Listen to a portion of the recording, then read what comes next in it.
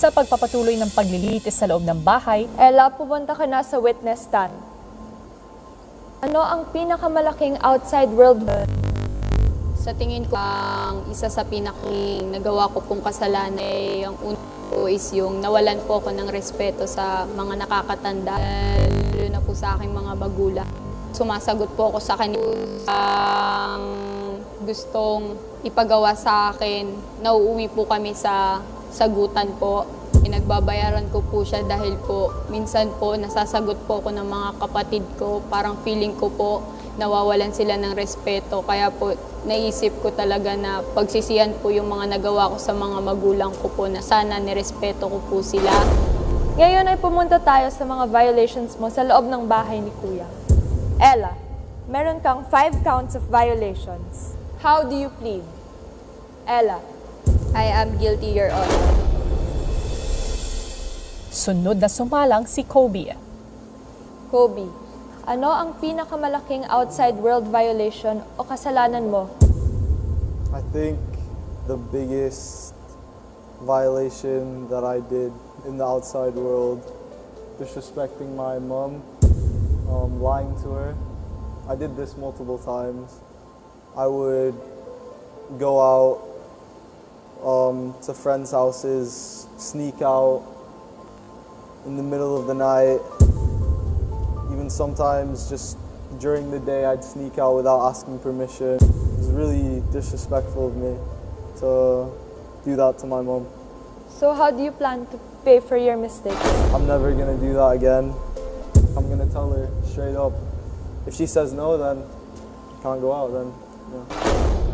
Ngayon pumunta muna tayo sa violations mo sa loob ng bahay ni Kuya. Kobe, meron kang 4 counts of violations. How do you plead? Guilty. Guilty, Your Honor. Si Chico ang sunod na tumayo sa witness stand. Chico, ano ang pinakamalaking outside world violation? Yung pinakagrabe ko pong ginawa sa outside world ay uminom ako ng minor na edad po at ginawa ko lang to dahil akala ko na mawala yung lahat ng sakit sa kalooban kapag uminom ako. At akala ko na kapag may alak, makalimutan ko po lahat ng mga problema ko. Paano mo ito nabayaran? Na-hospitalized na po ako. Binayan ko to na hindi na ako umiinom. Ikwento mo ang sakit ng loob na naging sanhi ng kalasingan mo. Yung bakit naging lasingero ako kasi yung nag-break up ako ng isa sa girlfriend ko po. Umalis po yung mga kaibigan ko, akala kong kaibigan sila sa akin. So yung ako lang mag-isa, wala na akong kausap. So kumuha lang ako ng kahit anong alak. So kahit tanghali man or morning man, iinom ako. Ngayon pumunta tayo sa violations mo sa loob ng bahay ni Kuya. Chico, mayroong kang 8 counts of violations. How do you plead? Chico, are you guilty or not guilty? Guilty po ako. Si Gian naman ang huling sumalang sa witness stand. Gian, ano ang pinakamalaking kasalanan na ginawa mo sa outside world? Ang pinakamalaking nagawa kong kasalanan sa outside world ay ang pagsagot minsan sa aking mga magulang. Minsan pag napapagod ako and then inuutosan nila ako, parang sinasagot ko sila sa utak ko, ganyan. Pero hindi ko talaga pinapakita. Nagawa ko yon siguro kasi nagpakampante ako na hindi ko sila masasaktan, pero deep inside masakit.